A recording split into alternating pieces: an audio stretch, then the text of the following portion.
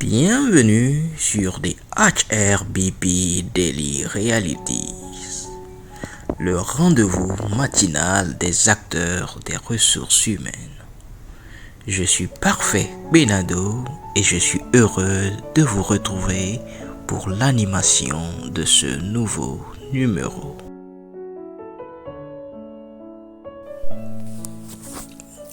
Bonjour à toutes, bonjour à tous. Je suis heureux de vous retrouver une fois encore pour ce 34e numéro de HRBP Daily Reality. Je vous espère très en forme ce matin, que vous êtes bien reposé, que vous êtes bien réveillé ce matin pour affronter les défis de ce jour. Bienvenue une fois encore dans les HRBP Daily Reality, le rendez-vous matinal des acteurs des ressources humaines. Aujourd'hui, nous sommes au 4e jour de l'Académie du capital humain qui va bientôt commencer. Hier, nous avons parlé des indicateurs de performance et des tableaux de bord RH, ce qui a fait lieu des discussions entre acteurs des ressources humaines pour voir comment améliorer ces indicateurs pour avoir plus de précision, comment améliorer les formules de calcul de certains indicateurs et comment revoir le positionnement de nos tableaux de bord. Ce fut des échanges enrichissants et édifiant à travers les discussions. Merci pour tous ceux qui ont contribué à cette merveilleuse aventure. Aujourd'hui, nous parlerons de la fiscalité des ressources humaines. Tout ce qu'il faut savoir pour optimiser la paix en entreprise. Nous serons avec l'expert Boutou Claude qui partagera avec nous ses expériences et les bonnes pratiques en matière de paix et de rémunération. Donc, à tout à l'heure en salle pour les détails. Tout ce que nous devons savoir, c'est que toute entreprise doit avoir une bonne politique de rémunération. Définir une bonne politique de rémunération basée sur l'équité et sur l'égalité. Oui, et sur la valorisation des collaborateurs. Parce que la paix, la rémunération aussi contribue au développement de la marque employeur. Nous devons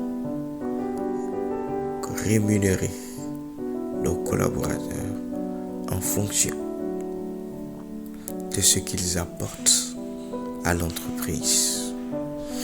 Mis à part cela, nous devons savoir un peu la fiscalité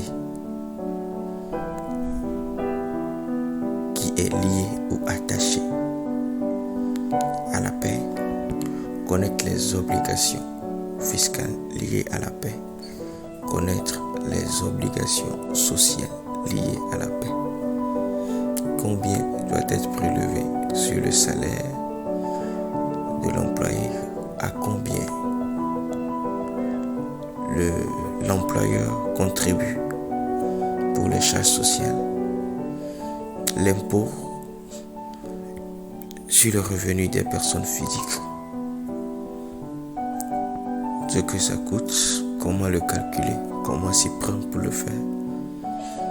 Voilà des genres de choses que nous partagerons aujourd'hui à l'Académie du capital humain et comment optimiser sur cela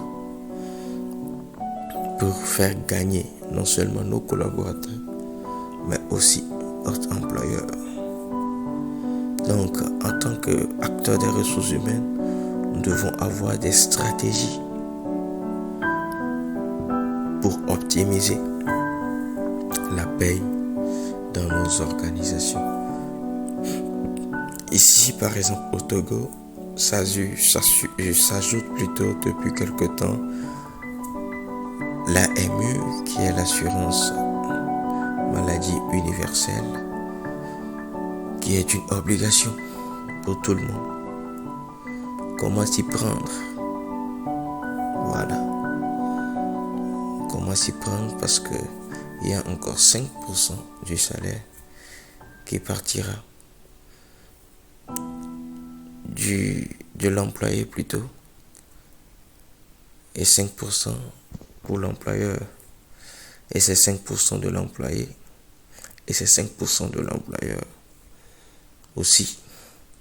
Comment faire? Certaines entreprises ont décidé de prendre pour le compte de leurs employés, d'autres pas encore, tout en espérant que ça viendra, parce que ça fait en tout déjà encore 10%, ce qui fait des charges pour l'entreprise. Comment s'y prendre pour mieux gérer ces choses et avoir un bon climat au sein de l'entreprise, et que nos collaborateurs puissent développer un sentiment d'appartenance et que tout aille bien. Nous parlerons de toutes ces choses dans un instant, au 4e jour de l'Académie du Capital Humain. Donc, à tout à l'heure. Je vous souhaite une excellente journée et à demain. Bye bye. Partenaire de votre transformation continue, Django Expertise, pour une institution meilleure, dynamique et productive.